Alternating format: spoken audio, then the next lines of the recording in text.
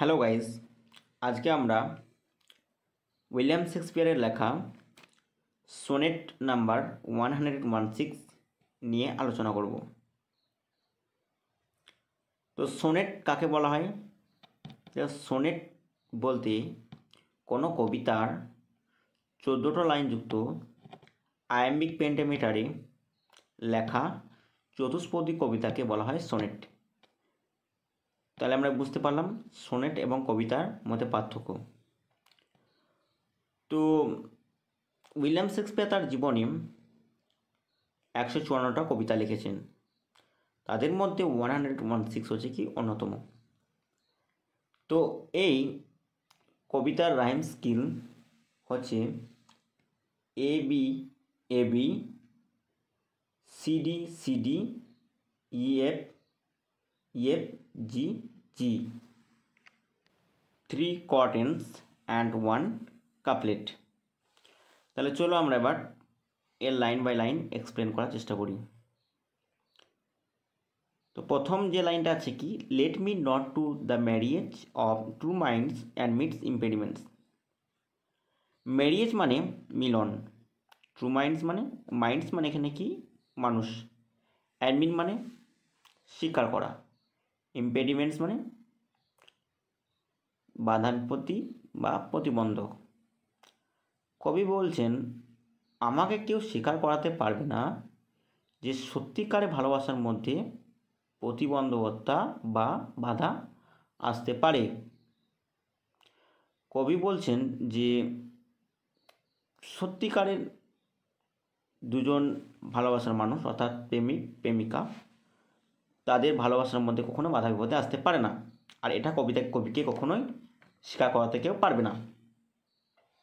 তো সত্যিকারের ভালোবাসার মধ্যে কি বাধা বিপদে আসে না, কবি এটাই বলতে চাইছেন।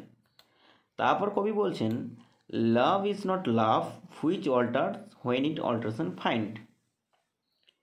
অল্টারেশন মানে পরিবর্তন। তাহলে ভালোবাসা সেটা ভালোবাসাই নয়, love is not love means ভালোবাসা সেটা ভালোবাসাই নয়। Which alters when it alteration find, যেটা পরিবর্তন হয় যখন অন্য কাউকে পেয়ে গেলে। এটা বোঝাতে পারলাম। তারপর নেক্সট লাইন হচ্ছে কি, মানে কবি বলছে যে ভালোবাসাটা পরিবর্তন হয় অন্য কাউকে তার বা প্রেমিকার তার নিজের মনের মতো পেয়ে গেলে কি তাকে ছেড়ে চলে যায়, এটাই বলতে চাইছি। অথবা বেন্স, বেন্স মানে হচ্ছে পথ পাল্টানো, with the remover to remove. The remover বলতে এখানে প্রেমিকার কথা বোঝানো হয়েছে। কি বলছে, অথবা সে পথ পাল্টায় প্রেমিকা যখন অন্য কাউকে পেয়ে যায়, মানে সে রিমুভ করে দেয়, মানে এখন যে বর্তমান যার সাথে রয়েছে সে রিলেশনশিপে তাকে বাদ দিয়ে সে অন্য কার সঙ্গে চলে যায় বা তাকে বাদ দিয়ে দেয়, মানে সময়ের সাথে পথ পাল্টায়। অন্য এরকমটা না। অন্য বলতে কাকে রিফার্স করা হয়েছে, ওপরে যে 4টে লাইন বললেন তিনি, যে আমাকে কেউ স্বীকার করাতে পারবে না সত্যিকারে ভালোবাসার মধ্যে বাধা বিপত্তি আসতে পারে। ভালোবাসা সেটা ভালোবাসা নয় যে ভালোবাসাটা কিনা সময়ের সাথে পরিবর্তন হয় বা পথ পাল্টায়, অন্য কোনো তার মতো কাউকে বা ওর থেকে ভালো কাউকে পেয়ে গেলে কি সে পথ পাল্টিয়ে ফেলে, এটা ভালোবাসা নয়, অন্য। তো আজকে আমরা যদি খেয়াল করে দেখি অনেক মানুষ আছে, ছেলে বা মেয়ে উভয় ক্ষেত্রে, কি যারা একটু বেশি স্মার্ট ভালো বা কোনো কিছু গাড়ি বাড়ি আছে এরকম ছেলে এলে কি তারা পথ পাল্টে ফেলেছে, ছেলে বা মেয়ে উভয় ক্ষেত্রে। কবি এটাই বলতে পারছে যে সত্যিকারের ভালোবাসা মধ্যে এটা কোনো হতেই পারে না, কবি সেটাই বিশেষ করে। কবি ট্রু লাভ এবং ফেক লাভকে কি বা ফলস লাভকে তুলে ধরছেন, মানে সত্যিকারের ভালোবাসা এবং মিথ্যা ভালোবাসার মধ্যে পার্থক্য তৈরি করছেন। আমরা এগেলে আর আমরা দেখতে পাবো কি, তারপর তিনি বলছেন it is an ever fixed mark. Ever মানে চিরতরে বা everlasting, eternal. Fixed mark মানে এখানে লাইট হাউসের কথা মানে যেটা নির্ধারিত। ফিক্সড মার্ক বলতে এখানে রেফার্স করা হয়েছে কাকে না, লাইট হাউসকে। That looks on tempest and is never second. Tempest মানে ধ্রুবতারা, অ্যান্ড ইজ নেভার সেকেন্ড মানে এটা কখনোই কেঁপে ওঠে না। তারপর বলছে it is the star to every wandering bird. Wandering bark মানে, ওয়ান্ডারিং মানে হচ্ছে পথভ্রষ্ট, বার্গ মানে শিপ মানে জাহাজ। তারপর whose worths are none although his height be taken. তাহলে এই লাইনটা মানে কী হবে, it is an ever fixed mark. হ্যাঁ, এটা কীরকম না, ইভার ফিক্সডের মতো, অর্থাৎ এটা লাইট হাউসের মতো, যেটা কিনা ধ্রুবতারার মতো, এটা কখনো কি কেঁপে ওঠে না। এটা হচ্ছে যে তারা টু এভরি ওয়ান্ডারিং বার্গ, যে কিনা সমস্ত পথভ্রষ্ট যাত্রীদেরকে পথ দেখায়। তাহলে পথ, জাহাজের যাত্রীকে পথ কে দেখায়, একমাত্র দেখায় ধ্রুবতারা এবং বা দেখায় লাইট হাউস।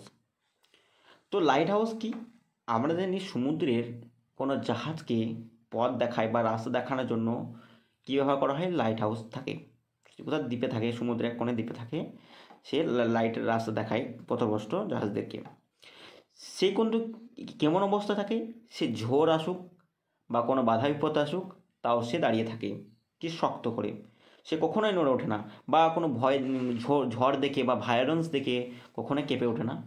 এখানে কবি ভায়োলেন্সকে তুলে ধরলেন।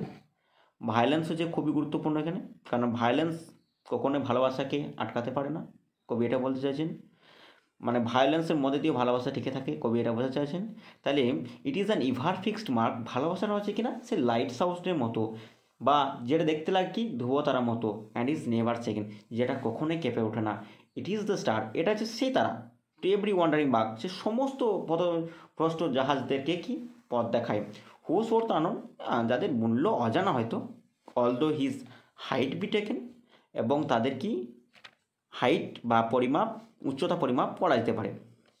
বলছে লাভস নট টাইমস ফুল,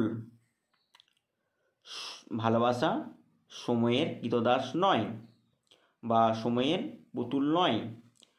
দো rosy lips and cheeks within bending sickle's compass কাম।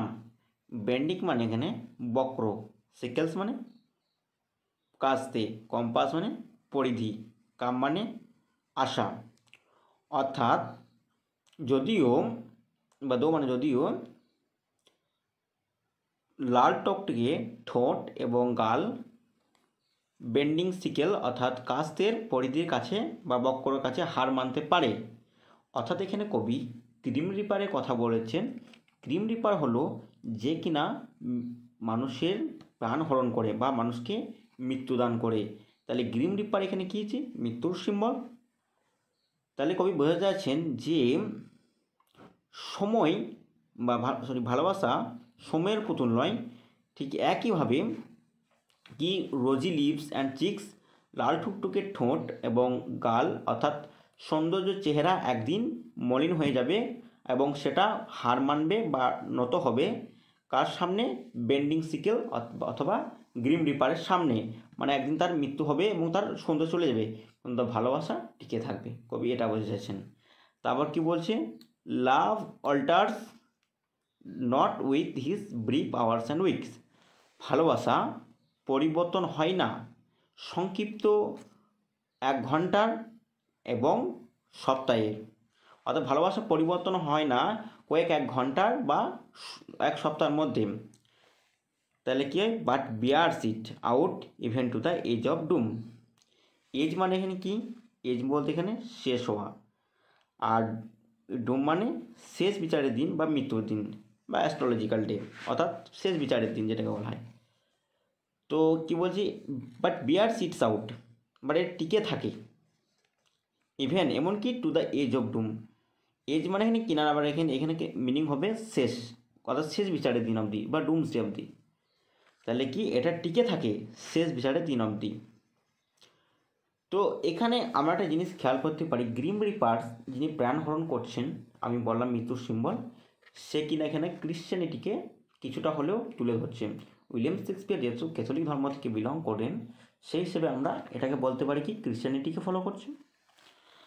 তো তারপরে কি বলছে, if this be error and upon me proof I never write nor no man ever loved. Error মানে এখানে কি ভুল বা মিথ্যা, প্রুফ মানে প্রমাণিত, আর রাইট মানে লেখা, আর ইভার মানে চিরকালীন। যদি if this be error and upon me proof, যদি কেউ আমাকে এটা প্রমাণ করতে পারে যে এটা আমি ওপরে যা যা বললাম সেটা ভুল, তাহলে আমি আর কখনোই আমি আর কখনোই লিখব না কিছু, বা আমি এখানেই লেখা বন্ধ করব। নো ম্যান এভার লাভ, আর কোনো মানুষ কোনো দিন ভালোবাসবে না। কবি এখানে একটা চ্যালেঞ্জ ছড়ে দিচ্ছে রিডার্সদেরকে, যদি কেউ প্রমাণ করতে পারে ওপরে আমি যা যা বললাম সব মিথ্যা, বা এটাকে যদি আমাকে প্রমাণ করে দিতে পারে, তাহলে তাহলে কী করে আমি কখনোই আর কোনো দিন কিছু লিখব না। আর নো ম্যান ইভার লাভ, আর কোনো মানুষ কখনোই কাউকে ভালোবাসবে না। উইলিয়াম শেক্সপিয়ার যে ওপরে যে কথাগুলো বলেছে যে সত্যি কথা, তার প্রমাণ হচ্ছে তিনি 116 তিনি থেমে থাকেননি। তিনি কতটা কবিতা লিখেছেন? 154, অর্থাৎ 154টা কবিতা লিখে তিনি এটা বোঝাতে চেয়েছেন আমাদেরকে যে তিনি যা যা লিখেছেন, যা যা বলেছেন এই কবিতার মাধ্যমে সবই সত্য, আর এখনও মানুষ কি ভালোবাসে। ইট মিনস কবি যা যা বলেছে সবই সত্য, মানে ট্রু লাভ বেঁচে থাকে, ইট নেভার বি ডাই, এটা কখনোই মৃত্যু হয় না। ঠিক কবি আরও এখানে একটা অ্যালিগরিক্যাল স্পিচ একটা হালকা হলেও আছে কি, যে তিনি যখন বিবাহ করেছিলেন তার স্ত্রী অ্যানা হ্যাথওয়েকে, তো তিনি প্রথমত কিছুটা কি অসুখী ছিলেন এই প্রেম হতে, মানে বিবাহ হতে, তো কিছুটা প্রথমে টাচ পাওয়া যায়, এটা নিয়ে বিভ্রান্ত আছে। আর কবিতার বেসিক্যালি তিনি রেফার করেছে তার বন্ধু মিস্টার WH কে। তোমাদের ভিডিওটা কেমন লাগলো? অবশ্য ভালো লাগলে লাইক করো, এবং কোনো অসুবিধা থাকলে তোমরা কমেন্ট বক্সে জানিও।